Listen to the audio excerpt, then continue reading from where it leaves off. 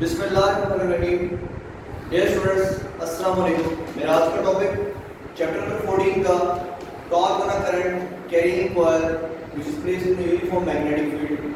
हमने एक वायर के ऊपर एक कॉइल के ऊपर टॉर्क फाइंड करना है और वो वायर पड़ी हुई है किसी मैग्नेटिक फील्ड के अंदर। मैं स्टार्ट करता हूं टॉपिक को। डेफिनेशन आप लोगों के सामने ये लिखा हुआ पॉइंट टॉपिक है नाम टॉर्क फाइंड करना है करंट कैरिंग कॉइल के ऊपर। डायग्राम ड्रॉ करता हूं, वो मोड़ कीजिएगा डायग्राम के ऊपर। ये हमारे पास कौन सा पोर्शन नॉर्थ, इसी तरह ये कौन सा पोर्शन साउथ। मैग्नेटिक लाइंस कहां से निकलती है? नॉर्थ से मूव करते हुए किस पर जाती है? साउथ की तरफ। दरमियान में हम प्लेस करेंगे क्या चीज? एक कॉइल। दरमियान में क्या प्लेस करेंगे? हमें कॉइल प्लेस करेंगे। जो दरमियान में कॉइल प्लेस करेंगे वो इस तरह प्लेस की जाएगी।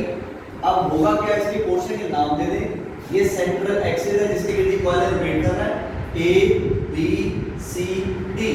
अब गौर कीजिएगा, जब इसे रोटेट करना है तो रोटेट करते वक्त दो फोर्सेस अमल करेंगे इसके ऊपर। कौन कौन सी फोर्सेस, वो एक्सप्लेन करता हूं। अगेन रिपीट कर रहा हूं, क्या जरा सुनिएगा। जब मैग्नेटिक लाइंस कहां से स्टार्ट होती है? नॉर्थ से। किस पर टर्मिनेट होगी? साउथ पर। All the magnetic lines coming from north will terminate on south portion. दरमियान में पड़ी हुई है एक कॉइल, वो रेक्टेंगुलर शेप की कॉइल है। वो रेक्टेंगुलर शेप की कॉइल जो दरमियान में पड़ी है वो क्या करेगी? हमारे पास यहां पर रोटेट करेगी along an axis, along the axis of rotation या about an axis। और ये जो एक्सिस है वो इस तरह मूव करेगा, इसको हम कहते हैं एंगुलर वेलोसिटी मैग्नेट से रोटेट करेगा। अब होगा क्या, हम कहते हैं ऊपर से नीचे करंट फ्लो करता हुआ आएगा। जब हम इस यहां से देखें करंट आएगा, वो करंट ए से जाते हुए किस तरफ आएगा? बी की तरफ। All the current which is flowing from point A towards point B using the right hand rule. Right hand rule क्या कहते हैं? करंट डाउनवर्ड है तो मैग्नेटिक फील्ड इस तरह फ्लो करेगी इसके ऊपर क्लॉकवाइज। अगर इस तरह करंट बी से सी जाएगा, सी से डी जाएगा, करंट अपवर्ड होगा तो अगेन अपवर्ड करंट में करंट की डायरेक्शन एंटी क्लॉकवाइज। का मतलब करंट की डायरेक्शन की बेस के ऊपर मैग्नेटिक फील्ड क्लॉकवाइज होगा या फिर क्या होगा? Anti clockwise. तो मैं यहाँ पर बारी-बारी एक्सप्लेन करता हूँ टॉर्क को। हमारा टॉपिक टॉर्क से रिलेट करता है तो याद रखिएगा हमारे पास सबसे पहली बात हमें फोर्स फाइंड करनी है। फोर्स ऑन अ कंडक्टर, ये वायर है, ये कंडक्टर है, ये कॉइल है और फार्मूला हमने पढ़ा हुआ है I into L cross B। ये क्वेश्चन आप लोग पहले जान चुके हैं। अगर मैं क्रॉस प्रोडक्ट खत्म करूंगा यहां पर आ जाएगा ILB sin theta, this is force F1 sin theta में आप तो गौर कर सकते हैं यहां पर एंगल क्या बनेगा? sin 90। कैसे एंगल 90 बनेगा? गौर कीजिएगा, ये हमारे पास लेंथ और ये मैग्नेटिक फील्ड। लंबाई में और मैग्नेटिक फील्ड में, लेंथ में और मैग्नेटिक फील्ड में एंगल कितना बन रहा है? 90। और sin 90 कितना होगा हमारे पास? 1। तो हमारा रिजल्ट बन गया F1 का क्या बन गया? ILB। This is equation number 1। बिल्कुल इसी तरह अगर मैं दूसरे पोर्शन की बात करता हूं जिसको मैं कहता हूं F2, तो वो क्या बनेगा? सेम इसी तरह I into L cross B। अब I into L cross B कौन सा फोर्स का पोर्शन? B से C तक। पहले कौन सा पोर्शन था? A से B तक पोर्शन था। अब कौन सा पोर्शन? B से लेकर C तक पोर्शन। अगेन वही बात, B से C में क्या होगा? I into L into B sine of angle. आप गौर कर सकते हैं कि हमारे पास जो मैग्नेटिक लाइंस है वो इस तरह मूव कर रही है सारी की सारी, लेंथ इस तरफ है, दोनों में एंगल आप कह सकते हैं कि अगर फर्स्ट तरफ इसको लेंथ ही बना दो यहां पर और इसको भी मैं करता हूं लेंथ ही, तो जरा गौर कीजिएगा लाइंस में और लेंथ में एंगल कितना बन रहा है? ये पैरेलल है और पैरेलल में जब होगा एंगल हमारे पास तो हमारे पास रिजल्ट क्या होगा? यहां पर एंगल 0 डिग्री। और जब एंगल हो जाएगा 0 डिग्री या हम 180 डिग्री भी कह सकते हैं। अगर करंट यूं आ रहा है, इस तरफ करंट आ रहा है, ये उसकी लेंथ है, ये मैग्नेटिक लाइन है, तो दोनों में करंट और उसकी मैग्नेटिक लाइन में एंगल कितना बन गया? 180 डिग्री। और sin 180 कितना होता है? 0। इसका मतलब हमारी F2 कितनी होगी? 0। इक्वेशन पर क्या बन गई? अब सिमिलरली मैं पोर्शन 3 की तरफ चलता हूं और मैं ये कहता हूं कि बॉडी हमारा कहां से करंट कहां से कहां जाएगा? C से लेकर कहां जाएगा? D की तरफ। अब तीसरा पोर्शन जिसको मैंने कहा F3, वो रिजल्ट होगा I into L cross B। I into L cross B उसमें पोर्शन नंबर 3 है तो याद रखिएगा अगर मैं क्रॉस प्रोडक्ट खत्म करता हूं तो ये रिजल्ट हो जाएगा ILB sin ऑफ थीटा। अब ऊपर की तरफ जा रहा है, मैग्नेटिक लाइंस यूं है और लेंथ में एंगल देखिए यहां कितना बन गया? 90। तो रिजल्ट फिर क्या हो गया? ILB sin ऑफ 90 और sin 90 कितना होगा हमारे पास? 1 के इक्वल। ये रिजल्ट आ गया हमारे पास F3। इक्वेशन क्या बनेगी? Equation number 3। सेम इसी तरह बात करता हूं मैं फोर्थ रिलेशन की, फोर्थ फोर्स की। तो चौथी फोर्स जो पोर्शन कौन सा है? ये जो F3 का पोर्शन था ये C से लेकर कहां तक था? D तक। अब मैं पोर्शन निकाल रहा हूं कहां से कहां तक? D तो जो पोर्शन डी से लेकर ए तक है उस फोर्स का नाम क्या होगा F4। फॉर्मूला क्या होगा I into L cross B। अब क्रॉस खत्म करेंगे तो क्या रिजल्ट आएगा ILB sin ऑफ थीटा। अब अगेन तरफ और कीजिएगा लेंथ भी इस तरफ मैग्नेटिक लाइंस भी इस तरफ आपस में पैरेलल एंगल 0। अब जब आपस में एंगल 0 बन गया तो ILB sin ऑफ 0 और sin 0 कितना होगा 0। हमारी फोर्स क्या होगी 0। ये पोर्शन DA का था, इक्वेशन नंबर 1 की 4।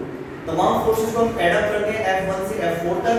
तो टोटल फोर्स कैसे निकालेंगे तो बोल दिए F equals to F1 plus F2 plus F3 plus F4। पहली फोर्स का रिजल्ट ILB, दूसरी का 0, तीसरी का ILB और चौथी जो है फोर्थ वन होगी का 0। तो कितने ILB हो गए 2 times ILB। This is our required force और ये बन गई हमारी क्वेश्चन नंबर 5। क्या बन गई क्वेश्चन नंबर 5। अब ये जो फोर्स बनी है 2 टाइम्स ILB ये टोटल फोर्स निकली है। याद रखिएगा हमारे पास ये जो वायर है या ये जो कॉइल है इस कॉइल की बात करता हूं मैं एरिया की। अब यहां पर याद रखिएगा ये पूरी कॉइल का ये वाला एरिया अगर मैं दरमियान से इसको क्रॉस करता हूं ब्रेक करता हूं तो आधा पोर्शन बनेगा। आधे पोर्शन का मतलब यहां तक ये उसका रेडियस है, डायमीटर जिसको कहते हैं। तो रेडियस की होता है डायमीटर और रेडियस में क्या फर्क है कि radius is a half of diameter. तो हमारे पास अगर यहां से लेकर यहां तक की लेंथ है कैपिटल L तो बताइएगा D से लेकर A तक की जो लेंथ है वो क्या होगी L/2।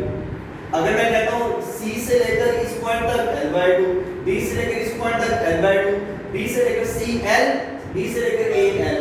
इसका मतलब ये हुआ हमारे पास उसका जो एरिया है जो विड्थ है वो DA पोर्शन की वो तो है कैपिटल आप A कह सकते हैं एरिया कह सकते हैं लेकिन उसको डिवाइड करेंगे तो वो क्या हो जाएगा हाफ हो जाएगी। इसका मतलब हमारे पास ये जो रिजल्ट आ रहा है 2 टाइम्स ILB। इसमें याद रखिएगा टोटल फोर्स तो आ गई।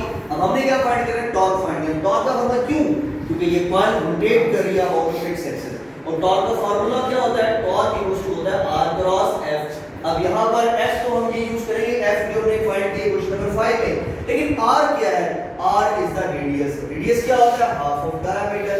अब यहां से लेकर यहां तक का जो डायमीटर है वो A लेकिन इस पॉइंट का A/2 इस पॉइंट का भी A/2। इसका मतलब ये हुआ हमारे पास जो रिजल्ट बनेगा टॉर्क इक्वल्स टू ये तो हो गया हमारे पास क्या उसका A/2। क्यों A/2 क्योंकि मैंने क्या कहा रेडियस किसकी इक्वल है हाफ ऑफ डायमीटर और यहां जो A है ये डायमीटर शो कर रहा है तो A/2 इनटू क्या हो गया F। A/2 तो वैसे ही F की जगह पर क्या आ जाएगा 2 into I into L into B। 2 से 2 क्या हो गया कैंसिल तो रिजल्ट आ गया ILB इनटू A। अब ये हमारे पास क्या टॉर्क का रिजल्ट आ रहा है। अब जरा गौर कीजिएगा ये I हो गया ये B हो गया इनटू LA हो गया। अब जरा गौर कीजिएगा टॉर्क में I तो हो गया B LA क्या है L इज द लेंथ। यहां से लेकर यहां तक ये लंबाई है, यहां से लेकर यहां तक ये उसकी लंबाई है और ये चौड़ाई है। तो जब लेंथ को मल्टीप्लाई करते हैं विड्थ के साथ तो हम जानते हैं वो किसके बराबर होता है एरिया। और मैं यहां लिखूंगा क्या लेंथ मल्टीप्लाइड बाय विड्थ किसके इक्वल होता है एरिया के। लेंथ क्या है L विड्थ क्या है A वो भी क्या बन गया हमारे पास एरिया जिसको कैपिटल A का नाम दिया मैंने यहां रिप्लेस कर दिया। और आखिरी बात अगर मेरे पास ये एक कॉइल नहीं है बल्कि n कॉइल्स हैं तो यहां पर लिखूंगा फॉर n टर्न्स। अब n टर्न्स की बात करूंगा तो मेरे लिए रिजल्ट क्या बनेगा टॉर्क इक्वल्स टू यहां n टाइम्स हो जाएगा I into B into A। तो हमारे पास ये रिजल्ट बन गया BINA। साथ हम यूज करेंगे इसमें एंगल वो क्या यूज होगा एंगल cos अल्फा। अब cos अल्फा क्यों यूज किया याद रखना आप लोगों ने cos अल्फा यूज करा उस वक्त जब हम प्लेन की बात करते हैं। अगर मैं टॉप व्यू की बात करता हूं कॉइल की तो बुक में डायग्राम बनी होगी उसमें ये डायग्राम बनी होगी कि हमारे पास ये उसका डायमीटर ये दो फोर्सेस हैं एक को आप नाम दे F1 का एक को नाम दे F2 का दरमियान में ये उसका डायमीटर है। अगर मैं कहता हूं कि उसका डायमीटर ये A है तो ये बनेगा A/2 ये भी क्या बनेगा A/2 ये है अल्फा। तो प्लेन का जो एंगल यूज करना है हमने ये वाला एंगल यूज करना है प्लेन का जिसको मैंने cos का नाम दिया है। इसका मतलब हमारे पास दो फोर्सेस अगर करें एक फोर्स इस कॉइल के ऊपर लगेगी यहां से इस तरफ और एक फोर्स लगेगी यहां पर इस तरफ। एक को नाम दूंगा F1 एक को नाम दूंगा किसका F2 का। दो फोर्सेस हो रही है दोनों की डायरेक्शन क्या है अपोजिट। तो मैं क्या कहूंगा two equal and opposite forces acting on a coil which forms a couple and the couple tends to rotate the body in a circular path to produce the torque। अगर एक body एक coil के ऊपर दो forces अमल कर रही है opposite direction में तो उसमें क्या पैदा हो रही है कपल फोर्सेस पैदा होने को। कपल फोर्स क्या करती है, टॉर्क प्रोड्यूस करती है, और उस टॉर्क की वजह से वो कॉइल क्या करती है, रोटेट। और क्यों रोटेट करेगी, क्योंकि उसने क्या पास करा, करंट। तो मेरा टॉपिक यही था कि हमने फाइंड करा था torque on a current carrying coil.